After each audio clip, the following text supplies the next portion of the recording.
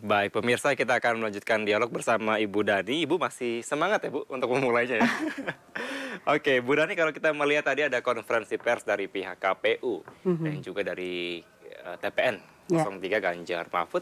Tadi kalau dari KPU menyatakan bahwa memang ini masih proses berlangsung Ya. untuk proses perhitungan. Namun saat ini hitung cepat atau quick count ini telah dilakukan. Kalau Anda melihat dari hasil quick count yang ada saat ini, bisa dikatakan juga banyak yang indikasi-indikasi kecurangan secara terstruktur, sistematif, dan juga secara masif begitu. Bagaimana Ibu Dani melihat proses hitung cepat saat ini? Ya, pertama-tama ini saya memang sekarang kita bisa saksikan ya di layar televisi berbagai media, berbagai lembaga survei menyajikan update ya dari hasil hitung cepat mereka.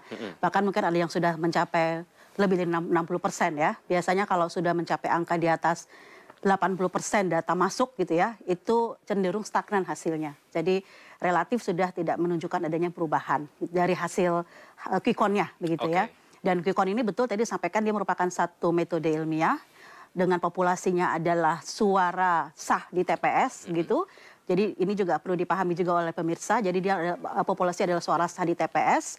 Nah, di mana kemudian dari suara sah itu TPS-nya dilakukan sampling gitu ya, sampling. Jadi walaupun kita punya sekitar 800.000, jadi nanti KPU itu akan merekapitulasi penghitungan suara di 800.000 sekian TPS gitu. Nah, sementara hasil quick count ini memang sampel di 2.000 TPS gitu atau kurang lebih seperti itulah. Kalau di LSI saya ketahui dia ada 2.000 TPS yang sudah di random secara certified random sampling dengan memperhatikan klaster daerah, kemudian juga pedesaan dan perkotaan gitu. Jadi sebetulnya secara metodologi barangkali sudah dapat dikatakan sesuai dengan kaidah-kaidah ilmiah gitu ya.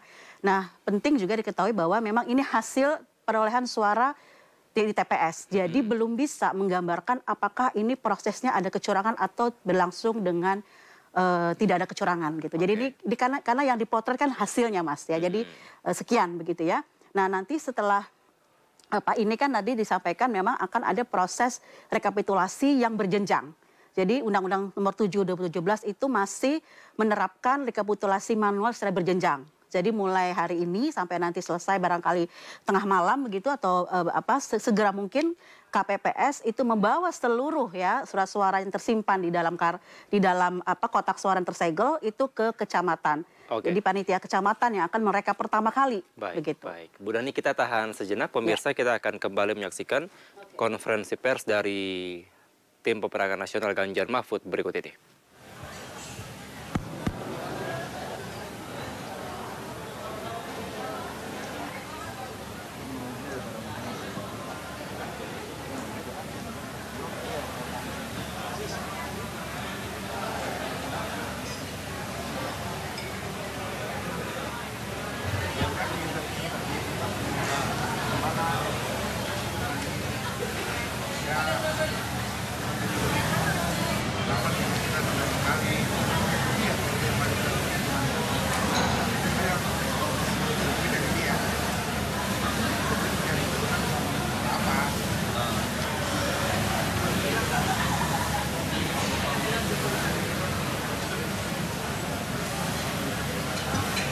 Ada rencana rapat lanjutan, Pak?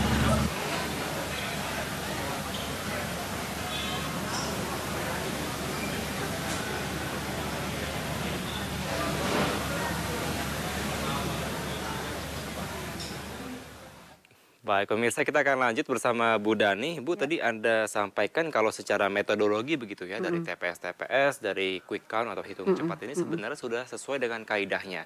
Tapi balik lagi tidak dapat dipastikan bahwa memang ini 100% real atau nyata seperti itu, atau benar kebenarannya. Ya, ini kan quick count tadi berdasarkan sampling ya dari TPS. Sebetulnya kalau dia sudah diambil, jadi quick count itu harusnya tidak ada error sama sekali ya. Jadi artinya tidak ada error itu ya memang hasil perolehan suara di TPS itu tidak boleh dimanipulasi oleh yang petugas di quick count-nya gitu. Makanya tadi misalnya dari metodenya LSI, dia misalnya dari tim pengumpul datanya itu langsung memfoto hasil formnya lalu dikirim ke server begitu, dan itu jadi semuanya sudah masuk sesuai dengan hasilnya gitu. Tapi lagi-lagi memang ya biasanya kan kita sebetulnya sudah sering ya melalui Quickcon ya. Kalau Oke. hampir setiap pemilu pasti ada Quickcon. Jadi Quickcon. sebetulnya masyarakat Indonesia sudah teredukasi sih dengan Quickcon. Hanya masalahnya yang perlu dilihat adalah betul bahwa ini harus juga didampingi dengan mungkin realcon.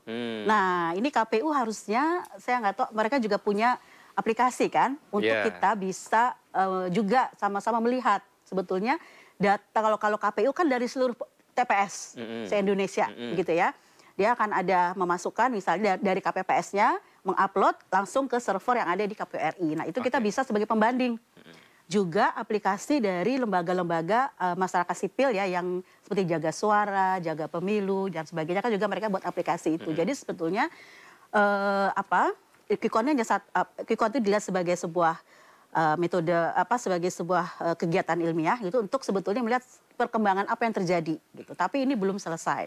Oke. Nah, kita memang tadi saya katakan harus menunggu berbagai tahapan tadi yang ini penting untuk dikawal terus sampai selesai gitu ya. Misalnya sekarang kita kecamatan. Oke. Kita lanjut kemudian ya.